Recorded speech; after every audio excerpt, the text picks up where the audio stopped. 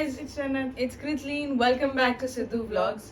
So guys, आज हम react करने वाले हैं कि कॉमेडी के एक और वीडियो पे एंड अपेरेंटली पाकिस्तान हार गया है.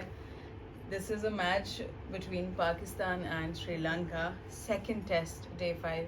तो मैंने तो थंबनेल देखा था, उसने लिखा था CB अरसलन में हार गए. Oh my God, मैंने तो देखा ही नहीं, मैं फॉलो नहीं कर अभी रही. कौन हार गए ये अभी नहीं मैं पता जान लगेगा. पाई. So guys, without wasting any time, लेकिन गाइस वीडियो स्टार्ट करने से पहले अगर आप लोग अभी तक हमें इंस्टाग्राम पे फॉलो नहीं कर रहे तो ये दो हमारे इंस्टाग्राम हैंडल है, प्लीज डू फॉलो अस. और आप भी जन्नत आई हैं तो इजाजत ले लीजिए, सारी वीडियोस की ले लो. एक बारी में दे. Let's go. लोग सबसे पहले रैंकिंग की बात करें तो सीधा सीधा तीसरे नंबर से जो ना हम 5वें नंबर के ऊपर आ गए. हम ऊपर जा ही रहे थे, सर ऊपर कर रहे थे, फिर ऊपर से थप्पड़ मारा, नीचे जा, तू कितना नीचे जा, नीचे चले गए. और उसमें सबसे ज्यादा खुशी जो है वो हमारे दोस्त इंडियंस को हो रही होगी. उनको यही फिक्र पड़ी हुई थी, उनकी तो सांस में सांस आई होगी, उनका तो सांस आना मुश्किल हो गया था कि भाई ये किस तरह रैंकिंग में हमसे ऊपर चले गए टेस्ट मैचेस के अंदर. वो भी उधर ही बैठे बैठे जो है उनके अंदर बुलंद हो गए और हम लोग जो है नीचे चले गए. और श्रीलंका जो है वो तीसरे नंबर के ऊपर आ चुका है. बहुत बहुत मुबारक हो आपको श्रीलंका. लेकिन मेरा ख्याल में आप लोगों की कोई है तो नहीं हैसियत कि आप तीसरे नंबर के ऊपर बैठे रहें. होम ग्राउंड के ऊपर ही आप तीसरे नंबर की टीम है. ये बॉर्डर से बाहर एक दफा कदम भी आपने निकाल दिया ना तो उसके बाद आपका कुछ नहीं होने लगा. एक ही एक आपके पास बॉलर है जो कि जयसूर्या साहब है. उन्हीं के लिए पिचेस बनाई जा रही है. उन्हीं से पूछा जा रहा है कि यार भाई पिच की लंबाई कितनी होनी चाहिए, सब कुछ उसी से पूछ लिया करे. स्पिनर्स के अलावा बॉलिंग ही नहीं है इनके पास. ये कहीं और बाहर खेलने के लिए क्रिकेट जाएंगे ना तो उनको कहा करेंगे कि यार ऐसा करो, लूडो पे जो है ना तुम लोग 3 दफा जो है वो छक्का फेंक दो, जितने आपको स्कोर दोगे ना उस लिहाज से करते हैं. या बुक क्रिकेट खेल के आप लोग अपना स्कोर बना दें, फिर हम चेस करने के लिए आ जाए, क्योंकि इनके पास तो बॉलिंग नहीं है. जयसूर्या भाई को जो है वो मैन ऑफ द सीरीज भी दे दिया गया है. यार और कोई चीज़ रहेगी तो वो भी दे दो यार. मेरा घर शर जो है, मेरी गाड़ी, कपड़े भी जो है मेरी, वो भी उतार के इसी बंदे को किए. खैर I won't take anything away from that guy. अच्छी बॉलिंग तो की है. बाकी सारे उनके भी जो स्पिनर्स है, बाकी भी स्पिनर्स थे, हमारे भी तो स्पिनर्स गए हुए थे ना इसी पिच के ऊपर स्पिन बॉल करा रहे थे. अगर उनकी बॉल जो उस तरह नहीं घूम रही थी और वो आउट नहीं कर सके तो जिसमें उसका तो कोई कसूर नहीं है. So well done mister Jayasuriya. बहुत से सरफू के जो फैंस हैं वो फौरन जो है क्वेश्चन करना शुरू हो गए रिजवान के ऊपर कि यार रिजवान को टीम में होना चाहिए कि नहीं होना चाहिए, इसको बाहर निकालो, फलाना फलाना ये वो. तो ये शायद चीज़ आप लोगों को थोड़ी सी शॉकिंग लगे कि मैं ये बात कर रहा हूँ, बट मैं एग्री करता हूँ. बाकी मेरा ख्याल में टेस्ट के अंदर जो है वो सरफराज की जगह बनती है. ये नहीं मैं कहूँगा कि वो रिजवान से ज़्यादा बेहतर है, क्योंकि वैसे भी अगर टेस्ट एवरेजेस देख ली जाए पाकिस्तानी विकेट कीपर्स की तो उसमें सबसे ज़्यादा जो है वो रिजवान की ही है. तो अभी भी ऑन पेपर और स्टैट्स के मुताबिक जो है वो रिजवान एक बेहतर चॉइस है सरफराज से और बाकी जितने भी कीपर्स हमारे पास इस वक्त करंटली मौजूद हैं. लेकिन मेरा ख्याल में वो थोड़ा ओवरवर्क भी हो चुका है. तीनों फॉर्मेट्स के अंदर वो परफॉर्म कर रहा है, उसके ऊपर इतना प्रेशर भी होता है. फिर दूसरा विकेट कीपिंग जो है वो सारा टाइम जो है बॉलर भी जो है वो एक ओवर कराने के बाद कहीं बैठ जाता है, बैट्समैन भी जो आउट होने के बाद बैठा हुआ होता है. ये सारा टाइम जो है विकेट कीपर वो तो अपने पंजों के ऊपर बैठा हुआ होता है. 40 पोजीशन होती है जो इंडियन फ्लश होता है ना उसके ऊपर इतना बैठे हुए होते हैं, उस तरह ही बेचारा बैठा होता है सारा टाइम. और टेस्ट मैच के अंदर अगर इतना बैठे रहे और फिर उसके बाद तीसरे चौथे नंबर के ऊपर आकर आप बैटिंग भी कर रहे हो तो वो भी मसला है. तो वैसे ही मुझे लगता है कि ये थोड़ा ज़्यादा ओवरवर्क हुआ है, तो इसको रेस्ट देने के लिए कुछ ना कुछ मैचेस इनफैक्ट टेस्ट के जो है वो सरफराज को भी खिलाने चाहिए, क्योंकि वो भी बॉलिंग को अच्छा खेल लेता है और उसके अंदर ऐसे कोई स्ट्राइक रेट या हिटिंग तो हमें चाहिए नहीं होती. ऐसा बंदा वो नहीं है कि अपनी विकेट जो ऐसी थ्रो कर लेगा. तो उस लिहाज से मेरा ख्याल में सरफराज को भी चांस देने चाहिए थे. दूसरा जो उन्होंने बैटिंग लाइनअप की थी वो इतनी अजीब सी कर ली थी कि अजहर अली को ड्रॉप करके उसकी जगह पर इन्होंने खिला दिया फवाद आलम को. और फवाद आलम चूंकि टॉप ऑर्डर पे आ नहीं सकता तो वो पीछे गया, तो फिर ये टॉप ऑर्डर जो है वो बिल्कुल ही बदल गया. रिजवान जो है वो और ऊपर आना शुरू हो गया. अभी वो 400 बॉल्स के पीछे जो है विकेट के पीछे खड़ा रहा है, उसके बाद फौरन आके उसने बैटिंग भी करनी है. तो ये पता नहीं कहाँ पे हो रहा है. कहीं भी दुनिया में इस किस्म की नहीं होती. जो कीपर होते हैं वो आराम से 5वें या 6ठे नंबर पे आते हैं. लेकिन हमारे कई कराची के दोस्त नाराज ना हो जाएं, इसलिए फवाद आलम को बीच में डालना था, क्योंकि ये तो फुप्पी का घर है ना भाई.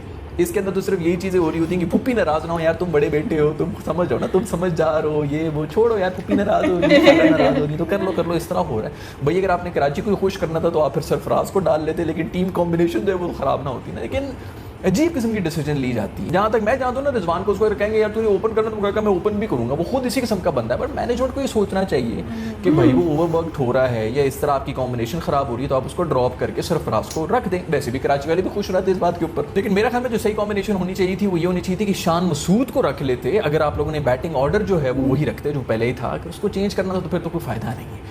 शान मसूद आ रहा था टीम के अंदर, या फिर शान मसूद और फवाद दोनों आ जाते, या फिर रिजवान ड्रॉप होकर तो उसकी जगह आ रहा था. खैर आई डोंट नो मैन क्या हो रहा है. अब हम मैच हार चुके हैं तो इसलिए सब किस्म के सवाल भी हो रहे हैं. अदरवाइज सब खुश ही थे.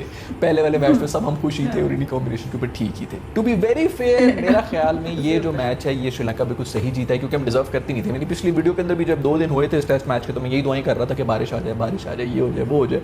बाय द वे हमारी जो इज्तिमाई दुआ थी बारिश के लिए वो पूरी हो चुकी थी. कल भी बारिश हुई है और आज भी अगर हम थोड़ा सा ये 1-2 सेशन जो है वो खींच लेते तो आगे सेशन में बारिश आ जानी थी, लेकिन हम वो भी नहीं कर सके. To be very honest deserve Sri Lanka ही करता था ये मैच जीतना, क्योंकि उन्होंने सारे डिपार्टमेंट से हमें आउट प्ले किया है.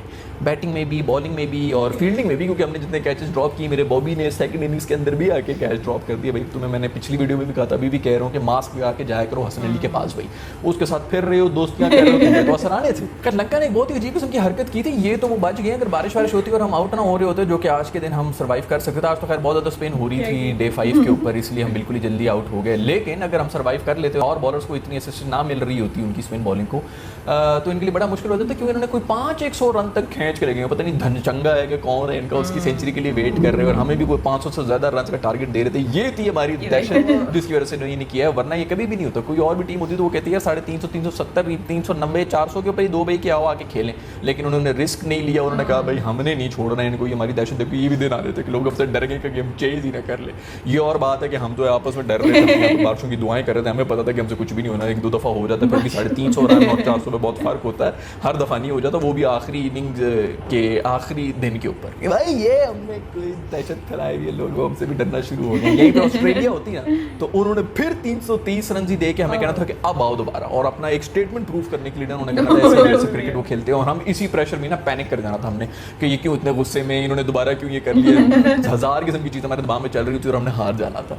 ऑस्ट्रेलिया जो है इसी चीज़ के असाब के ऊपर सवार हो जाता है। खैर सब लोग मेरे से यही पूछ रहे थे कि यार अर्सी भाई आपके ख्याल में इस मैच का टर्निंग पॉइंट क्या था वो लम्हा जिसके ऊपर सब कुछ बदल गया। तो मैंने बहुत सोचा और मैं इस नतीजे के ऊपर पहुंचा कि इस मैच का जो टर्निंग पॉइंट था वो ये था जब ये बाबा जो है ना इस गोरी से चिमट गया। ये बंदा जो ये बड़ा ही चालाक था, इसके ऊपर मैं पहले भी नजर लगा के बैठा हुआ था जब वो वहाँ पर चौके शौके हो रहे थे ना। क्रिकेट में इसको कोई इंटरेस्ट नहीं था कि क्या हो रहा है कि ये करीब होता ना आहिस्ता आहिस्ता इस गोरी के पास गए। वहाँ पे जाके पहले शुरू में जो हाय टाटा वाटा इसने की, उसके बाद इसने हल्का फुल्का डांस शुरू कर दिया अपनी ही रेंज के अंदर। गोरी अपना नाच इंजॉय करी अपनी रेंज पे ना, यहाँ पे डांस करना शुरू हो गया और इसने अपनी वाइब्स जो है ना वो उसके साथ कनेक्ट करना शुरू की हुई थी। आहिस्ता आहिस्ता डांस करते करते उसके करीब गए, फिर देखा गया कि और करीब होकर उसका नाच रहे। फिर अगले ओवर में देखा गया कि उसको चिमट गया, बिल्कुल जैसे शहद के अंदर मक्खी चिमटी हुई थी उस तरह ये बंदा गोरी के ऊपर चिमटा हुआ था। और गोरी ने जो 1-2 बियर की बोतलें पी हुई, उसको वैसी भी टिप्सी हुई उसको हर चीज़ बड़ी अच्छी लग रही है। बाबे को भी स्माइल दी, बाबा लट्टू गए। ये था टर्निंग पॉइंट। इधर से सारी मनहूसियत जो है ना वहाँ पे ट्रांसफर होनी शुरू हुई है। खैर बाकी सब कुछ छोड़ो यार, मेरा बाबर जो है वो टेस्ट मैचेस के अंदर 30 नंबर के ऊपर आ चुका है रैंकिंग के अंदर। मैं इसी के लिए मैच देख रहा होता हूँ भाई। और जहाँ तक मेरा जो कैलकुलेशन थी, मैं ख्याल में उसने को 80-85 रन ही करने थे यार, और ये टेस्ट में नंबर 2 के ऊपर भी आ जाता। तो अभी मुझे नहीं पता कि इसने रन 80s में ही बनाए हैं, या तो 1-2 रन से रह गए, या तो बिल्कुल 2 के करीब आ चुका है पॉइंट्स के ऊपर, या फिर 2 पे आ चुका है। मतलब सेकंड रैंक्ड टेस्ट का बैट्समैन भी ये होने वाला है। अगले हफ्ते पता चल जाएगा कि उसका क्या होता है। लेकिन क्या ही कोई बात है यार, वाहिद एक ऐसा बैट्समैन है जो कि तीनों फॉर्मेट्स के अंदर जो है वो टॉप 3 के अंदर आ गया। यही बहुत है यार हमारे लिए, हमारे पूरे पाकिस्तान का जो ब्रांड है ना क्रिकेट का, वो ये अकेला आदमी अपने कंधों पे लेके चल रहा है। और अभी भी चौथी इनिंग्स के अंदर इसने फिर 80 रन बनाए, जब इतनी मुश्किल पिच थी, इतनी मुश्किल कंडीशंस के अंदर। और इसी सीरीज के अंदर जो पहले भी इसने सेंचुरी मारी थी वो भी इसी तरह मारी थी। इतनी स्पिनिंग और इतनी मुश्किल विकेट के ऊपर इसने जो है वो 100 रन बनाए थे। और अभी फिर जो है वो 80s में था, पूरी की पूरी टीम जो है वो लेट चुकी थी, अकेला फाइट कर रहा था। और अगर ये खड़ा होता एंड तक तो कुछ भी हो सकता था। खैर वो बड़ी तरीके से ESPN वालों ने उस दिन बात करने की कोशिश की थी कि फैब 5 बना दिया था फैब 4 को। एक पोस्ट डाल दी थी फैब 5, उसके अंदर बाबर भी था ना भाई ना, अब कोई फैब 5 वगैरह नहीं होने लगा। बाबर जो है ना अलग क्लास के अंदर है, तो मेरा ख्याल में नहीं इसको भी हमें कॉल आउट करना चाहिए कि ना बेटा ना, फैब 4 फैब 5 की बात नहीं होगी। वैसे भी इसके बारे में जो एक्सपर्ट्स तो ये कहते हैं कि यार he is the big one. वैसे हसन अली के बारे में भी बड़ी बातें हो रही हैं, बहुत ही हल्की किस्म की बॉलिंग कर रहे हैं मेरे दोस्त। और अभी इस मैच के अंदर जब शाहीन शाह अफरीदी नहीं था तो हमें समझ नहीं आ रही थी कि हम जाएं किसके पास, वो बॉलर ही नहीं है हमारे पास। तो वैसे अगर ये हसन अली को भी हम निकाल दें तो इसके लिए किसको डालेंगे, तो ये भी समझ नहीं आ रही है। वो मेरा ख्याल में हसनैन जो है उसका बॉलिंग एक्शन को क्लियर हो गया, वो काउंटी के अंदर जाके वहाँ पे बॉलिंग शॉलिंग कर रहा है। आई होप कि उससे कुछ आ जाए, क्योंकि और तो कोई हमें नजर ही नहीं आ रहा। वो रूफी जो है मेरा दोस्त, उसी को डाल लो यार, सूखी मुखी बंदा, एग्रेशन ही देख लेते हैं और कुछ हो ना हो। लेकिन पता नहीं क्या होगा। टेस्ट में हमारी फास्ट बॉलिंग का तो माहौल बहुत ही खराब लग रहा है। खैर ऑल इन ऑल सीरीज जो है वो ड्रॉ हो चुकी है। और ये जो मैच था इसके अंदर मैं पूरा क्रेडिट दूंगा श्रीलंका को, क्योंकि उन्होंने हर डिपार्टमेंट के अंदर जो है आउट प्ले कर दिया था। मानना चाहिए जब दूसरी टीम जो है वो अच्छा खेले। दूसरी तरफ इंग्लैंड और साउथ अफ्रीका भी जो है वो T20 मैच खेल रहे थे, उसके अंदर कुछ 220 रन उन्होंने बना लिए थे। और उसके अंदर बेस्ट्रो और मोइन अली जो है उन्होंने को मारा है। एक ओवर के अंदर हमें 33 रन भी बनाए उन्होंने मिल के जो मारे थे। उसके बाद मोइन अली ने जो मेखा में फास्टेस्ट 50 भी कर लिए इंग्लैंड की तरफ से। बेस्ट्रो ने फिर कोई 90s में गया है वो स्कोर बनाता हुआ। और साउथ अफ्रीका जब चेस कर रहा था तो वैसे तो डाउन एंड आउट था, लेकिन उनका एक नया बंदा है, एक नया प्लेयर है जिसका नाम है स्टब्स। उसने कोई पता नहीं 70 समथिंग मारे थे 26-27 बॉलों के ऊपर, और बड़ी कोई बेहतरीन किस्म की फाइंड है। और जो जॉर्डन का बॉलर है इंग्लैंड वालों का पता नहीं क्या अजीब आदमी है यार, 17-18 ओवर था और उसके अंदर जो है उसने 6 जो है यॉर्कर मारी और 90 माइल्स पर आवर के ऊपर मारा था, अगला कोई कुछ कर ही नहीं सका। दूसरी तरफ इंडिया और वेस्ट इंडीज का जो मैच है वो भी खत्म हो गया। तीसरा मैच था डेड रबर था, लेकिन उसके अंदर इंडिया ने बुरी तरह से हरा दिया वेस्ट इंडीज को।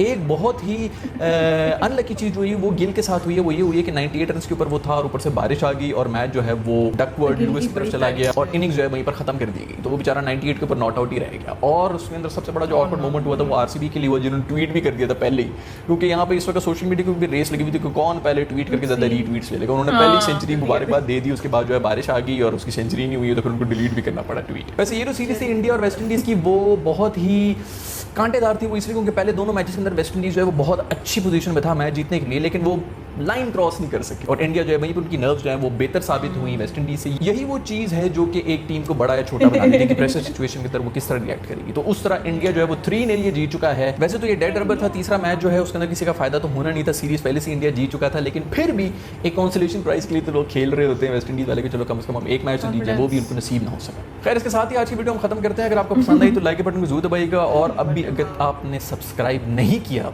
तो यार नीचे जो लाल रंग का बटन है उसको दबा दो और सब्सक्राइब भी करो। See you in the next video, bye. मस्त, क्या मस्त यार, ये वीडियो थी असली क्रिकेट वाली, इसमें मजे आते हैं, रिवाइंड में भी मजे आते हैं, पर आई थिंक क्रिकेट में बहुत ज्यादा मजे आते हैं। और भाई क्या इंडिया की तारीफ जब मैं सुनती हूँ ना तो कैसे मेरा दिल खुश हो जाता है।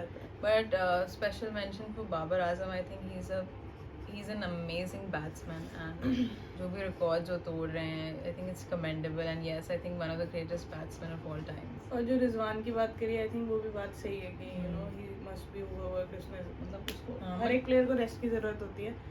तो मतलब एक सेगमेंट खेलने में आई थिंक कितना टाइम लगता होगा, 1.5 घंटा। हाँ 1-1.5 घंटा उसमें लग 1-1.5 घंटा तुम खड़े हो मतलब सारा विकेट कीपर इनके गोटे नहीं कर देते हाँ, मुझे तो होंगे, देख के ही मतलब दर्द होता यार इनकी तो फिटनेस लेवल ही अलग होता है ना, है। so they have to you know train according to that, but काफी डिफिकल्ट हो जाता होगा यार। हाँ, तुम लेकिन फील्डिंग भी मतलब विकेट कीपिंग भी कर रहे हो एंड देन काफी यू आर थकावट होती है। आई थिंक सबको रेस्ट मिलता है लेकिन विकेट कीपर को नहीं मिल पाता क्योंकि ये तभी batting Dhoni used to come at 6 और 7 नंबर। हाँ तो अभी इसको तीसरे नंबर पे ले आए ना एक्चुअली, तो थोड़ा टाइम भी नहीं इसको मिलता थोड़ा है इसको। नीचे भेजना चाहिए, बाद में भेजना चाहिए। But such an amazing video, बहुत मजा आया वीडियो देखने में यार, क्रिकेट की वीडियो देखने में हमेशा ही मजा आता है। So guys, this is our reaction video. Hope that you liked it. And if you did this video को like कर दो, leave down a lovely comments and don't forget to subscribe guys. So guys, this is Sidhu Vlog signing off. We love you guys.